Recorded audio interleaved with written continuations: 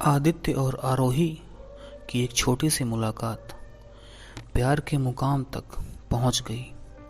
लेकिन प्यार की शुरुआत जितनी खूबसूरत होती है, उसका अंत उतना ही डरावना होता है। नमस्कार, मैं हूं आपका दोस्त, और आज की कहानी का जो शीर्षक है वो है वे 3 शब्द। इसको लिखा है शिवी गोस्वामी जी ने। तो चलिए शुरू करते हैं। दिवाली की उस रात कुछ ऐसा हुआ कि जितना शोर घर के बाहर मच रहा था, उतना ही शोर मेरे मन में भी मच रहा था। मुझे आज खुद पर यकीन नहीं हो रहा था। क्या मैं वही आदित्य हूँ जो कल था? कल तक सब ठीक था, फिर आज क्यों मुझे कुछ भी अच्छा नहीं लग रहा? आज मैं अपनी ही नज़रों में गुनहगार सा हो गया था। किसी ने सही कहा है, आप दूसरों की नज़र में दोषी होकर जी सकते हैं, लेकिन अपनी नज़र में गिरकर कभी नहीं जी सकते। मुझे आज भी आरोही से उतना ही प्यार था जितना कल था, लेकिन मैंने फिर भी उसका दिल तोड़ दिया। मैं आज बहुत बड़ी कश्मकश से गुजर रहा हूँ। मुझे समझ नहीं आ रहा कि मैं क्या करूं। मैं गलत नहीं हूं, फिर भी खुद को गुनहगार मान रहा हूं। क्या दिल सचमुच दिमाग पर इतना हावी हो जाता है? प्यार की शुरुआत जितनी खूबसूरत होती है, उसका अंत उतना ही डरावना होता है। मैं आरोही से यही 2 साल पहले मिला था। क्यों मिला था, इसका मेरे पास कोई जवाब नहीं है, क्योंकि उससे मिलने की कोई वजह मेरे पास थी ही नहीं। जहाँ तक सवाल है कैसे मिला था, तो इसका जवाब ही बहुत अजीब है। मैं एटीएम से पैसे निकाल रहा था। उसके हाथ में पहले से ही इतना सारा सामान था कि उसको पता ही नहीं चला कि कब उसका एक बैग वहीं रह गया।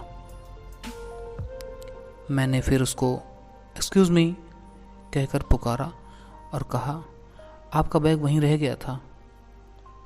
बस यहाँ हुई थी हमारी पहली मुलाकात। अपने बैग को सही सलामत देखकर वो खुशी से ऐसे उछल पड़ी मानो किसी ने आसमान से चांद भले ही ना सही, लेकिन कुछ तारे तोड़कर ला दिए हों।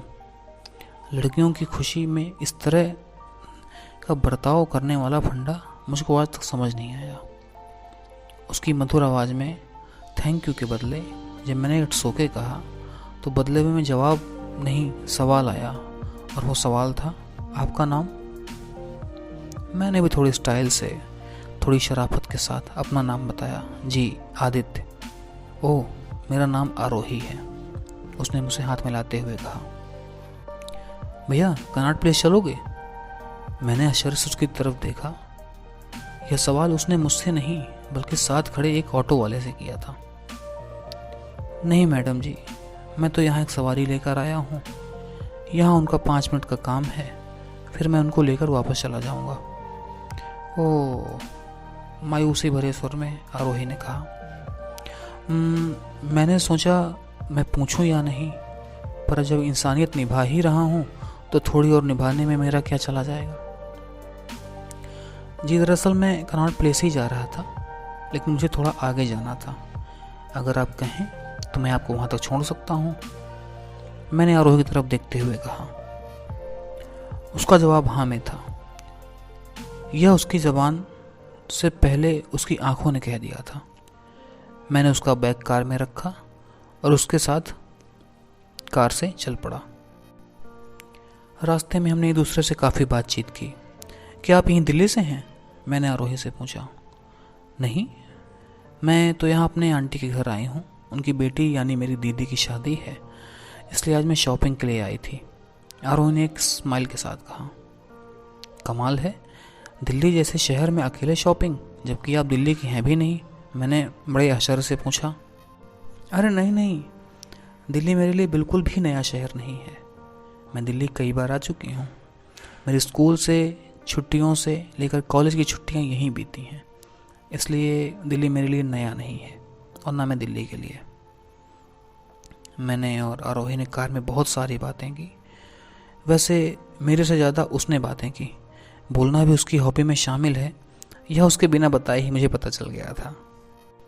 उसके साथ बात करते करते पता ही नहीं चला कि कब कनॉट प्लेस आ गया। थैंक यू सो मच, आरोही ने कृतज्ञता व्यक्त करते हुए कहा। प्लीज़ यार, मैंने कोई बड़ा काम नहीं किया है। मैं यहाँ तक तो आ ही रहा था, सोचा आपको भी वहाँ तक ले चलूँ। और आपके साथ बात करते करते रास्ते का पता ही नहीं चला कि कब कनॉट प्लेस आ गया। मैंने उसकी तरफ देखते हुए कहा, चलिए, मुझे भी दिल्ली में एक दोस्त मिला, आरोही ने कहा। अच्छा, अगर अब हम दोस्त बन ही गए हैं तो मेरी इस नई दोस्त से कब और कैसे बात हो पाएगी? मैंने आरोही की तरफ देखते हुए पूछा। वो कुछ देर के लिए शांत हो गई। फिर उसने कहा, अच्छा, आप मुझे अपना नंबर दो, मैं आपको कॉल करूँगी। मैंने उसे अपना नंबर दे दिया। आरोही ने मेरा अपना नंबर अपने मोबाइल में सेव कर लिया और बाय कहकर चली गई। मुझे खुद पर गुस्सा आ रहा था कि मैं भी तो आरोही का नंबर ले सकता था। अगर उसने फ़ोन नहीं किया तो चलो कोई बात नहीं, मैंने स्वयं को सांत्वना दी। उस दिन मेरे पास जो भी फ़ोन आ रहा था, मुझे लग रहा था कि यह आरोही का ही होगा, लेकिन किसी और की आवाज़ सुनकर मुझे बहुत झुंझलाहट हो रही थी। मुझे लगा कि आरोही सच में मुझे भूल गई है। वैसे भी किसी अनजान शख्स को कोई क्यों याद रखेगा, और अगर उसे सच में मुझसे बात करनी होती तो वो मुझे भी अपना नंबर दे सकती थी। अगले दिन सुबह मैं ऑफिस के लिए तैयार हो रहा था कि अचानक मेरे मोबाइल पे एक मैसेज आया। Hello, I am Aarohi. Message देखकर मेरी खुशी का ठिकाना ही नहीं रहा। मुझे यकीन ही नहीं हो रहा था कि उसने मुझे मैसेज किया। मैंने भी तुरंत मैसेज का जवाब दिया।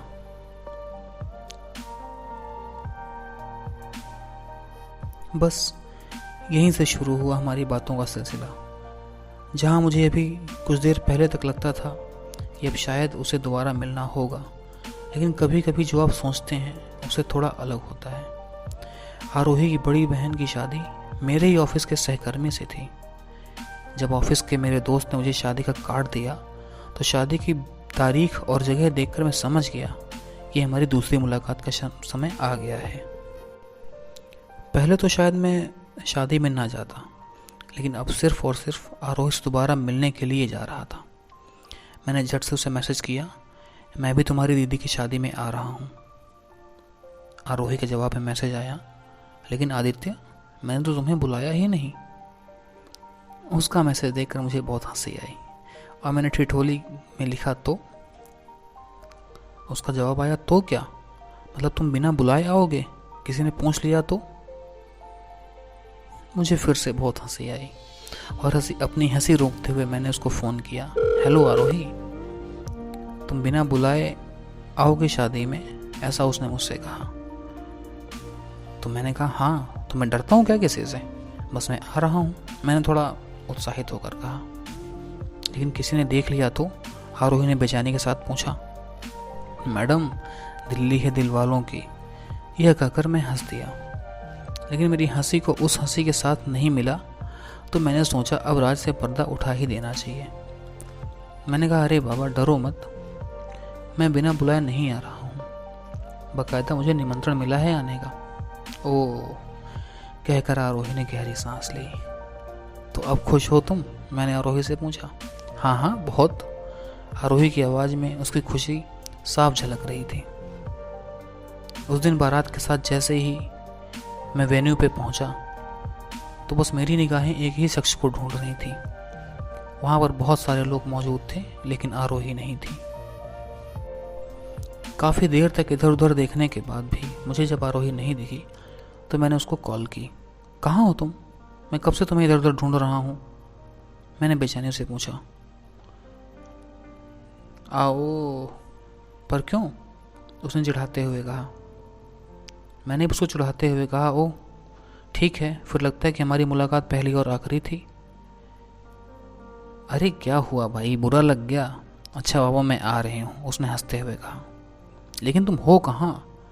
मैंने आरोही से पूछा। जनाब, पीछे मुड़कर देखिए। मैंने उसकी तरफ देखकर कहा, जी आप कौन? मैं तो आरोही से मिलने आया हूँ। आपने देखा क्या उसको? उसने बड़ी बेबाकी से कहा। मेरी शक्ल भूल गए क्या? मैं ही तो आरोही हूँ। मैंने उसकी तरफ अचरज भरी निगाहों से देखा। जी आप नहीं, आप झूठ मत बोलिए, वह इतनी खूबसूरत है ही नहीं जितनी कि आप हैं। आरोही ने गुस्से में घूरते हुए कहा। ओह, तो तुम मेरी बुराई कर रहे हो? मैंने कहा नहीं नहीं, मैं तो आपकी तारीफ कर रहा हूँ। वह दिन मेरे लिए बहुत खुशी का दिन था। मैंने आरोही के साथ बहुत एंजॉय किया। उसने मुझे अपने मम्मी पापा, भाई बहन और बाकी लोगों से मिलवाया। पूरी शादी में हम दोनों ने साथ साथ खाना खाया, साथ साथ रहे और बहुत मस्ती की। जाते जाते वह मुझे बाहर तक छोड़ने आई। मैंने आरोही की तरफ देखा। अच्छा सुनो, मैं उस समय मजाक कर रहा था। तुम जितनी मुझे आज अच्छी लगी हो ना, उतनी ही मुझे उस दिन अच्छी लगी थी जब हम पहली बार मिले थे। यह सुनकर वो शर्मा गई। अब हम दोनों घंटों फ़ोन पर बातें करते। वो अपनी शरारत भरी बातों से मुझे हंसाती और कभी कभी चिढ़ा भी दिया करती। मैं भी कभी बहुत तेज़ हंसता और कभी कभी मजाक में गुस्सा कर दिया करता। हम दोनों के मन में एक दूसरे के लिए इज्जत और दिल में प्यार था, जिसकी वजह से हम दोनों बिना एक दूसरे से सवाल किए बात करते थे। कुछ चीज़ों के लिए कभी कभी शब्दों की ज़रूरत नहीं पड़ती, आपकी निगाहें ही आपके दिल का हाल बयां कर देती हैं। फिर वे 3 शब्द कहने से मेरा दिल डरता था। अब मुझे रोमांटिक फिल्म देखना अच्छा लगता है। उन फिल्मों को देखकर मुझे ऐसा नहीं लगता कि क्या नौटंकी है यार। जहन में आरोही का नाम आते ही चेहरे एक मुस्कान अपने आप ओढ़ लेता था और बहुत अजीब भी लगता था जब कोई अनजान शख्स मुझे इस तरह मुस्कुराता देख पागल समझता था। अपनी मुस्कान को रोकना, मैं उस जगह से उड़ जाना अच्छा से समझता था। हाय, गुड मॉर्निंग। आज यह मैसेज आरोही की तरफ से आया। हमेशा की तरह आज भी मैंने ही आरोही को कॉल किया, लेकिन आज पहली बार उसने मेरा फ़ोन नहीं उठाया। मैं पूरा दिन उसका नंबर मिलाता रहा, लेकिन उसने मेरा फ़ोन नहीं उठाया। आज दीपावली है और आरोही मुझे ज़रूर फ़ोन करेगी, लेकिन आज भी उसका कोई फ़ोन नहीं आया। तो मैंने उसको फिर फ़ोन किया। आज आरोही ने फ़ोन उठा लिया। कहाँ हो आरोही? कल से मैं तुम्हारा फ़ोन मिला रहा हूँ, लेकिन तुम फ़ोन ही नहीं उठा रही हो, मैंने गुस्से में आरोही से कहा। यह सब परवाह किस लिए आदित्य? आरोही ने रोते हुए पूछा। परवाह? क्या हो गया है तुम्हें? सब ठीक तो है ना? तुम रो क्यों रही हो? मैंने बेचैनी से आरोही से पूछा। प्लीज़ आदित्य, मुझे मेरे हाल पर छोड़ दो। कानपुर में मेरी शादी की बात चल रही है, इसलिए बुलाया गया था। लेकिन तुम्हें तो कोई फ़र्क पड़ता नहीं। तुम्हें तब भी कोई फ़र्क नहीं पड़ा था जब मैं उस दिन रेस्तरां में तुम्हें घर वापस आने की बात कहने आई थी। आरोही एक सांस में सब बोले जा रही थी, मानो कई दिन से अपने दिल पर रखा हुआ बोझ हल्का कर रही हो। तुम्हारे दिल में मैं कभी कुछ नहीं थी आदित्य। शायद यह सब बोलने का कोई हक नहीं है मुझे, और ना ही कोई फ़ायदा। शायद अब हम कभी मिल भी नहीं पाएंगे। अलविदा। और यह कहकर आरोही ने फ़ोन काट दिया। मैं एकदम फ़ोन को देखे जा रहा था। जो आरोही हमेशा खिलखिलाती रहती थी, वही आज फूट फूट कर रो रही थी। इसलिए आज मैं खुद को गुनहगार मान रहा था।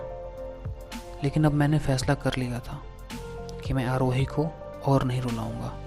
मैं जान चुका हूँ कि आरोही मुझसे उतना ही प्यार करती है जितना कि मैं उससे करता हूँ। मैंने फैसला कर लिया कि कल सुबह की ही ट्रेन से मैं कानपुर जाऊंगा। आज की यह रात बस किसी तरह सुबह के इंतज़ार में गुजर जाए। मैंने अगली सुबह कानपुर की ट्रेन पकड़ी। 10 घंटे का सफ़र मेरे लिए मेरे जीवन के सबसे मुश्किल पल थे। मैं नहीं जानता था कि आरोही मुझे देखकर क्या कहेगी, कैसा महसूस करेगी। इंतज़ार की घड़ियां खत्म हुई। मैंने जैसे ही आरोही के घर के दरवाजे की घंटी बजाई, आरोही ने दरवाज़ा खोला और मुझे देखकर चौंक गई। मैंने आरोही को गले लगा लिया। मुझे माफ़ कर दो आरोही, सारी मेरी ही गलती है। मुझे हमेशा यही लगता था कि अगर मैं तुमसे अपने दिल की बात कहूँगा तो तुमको हमेशा के लिए खो दूँगा। मैं भूल गया था कि मैं कहकर नहीं बल्कि खामोश रहकर तुम्हें खो दूंगा। आरोही की आंखों में आंसू थे।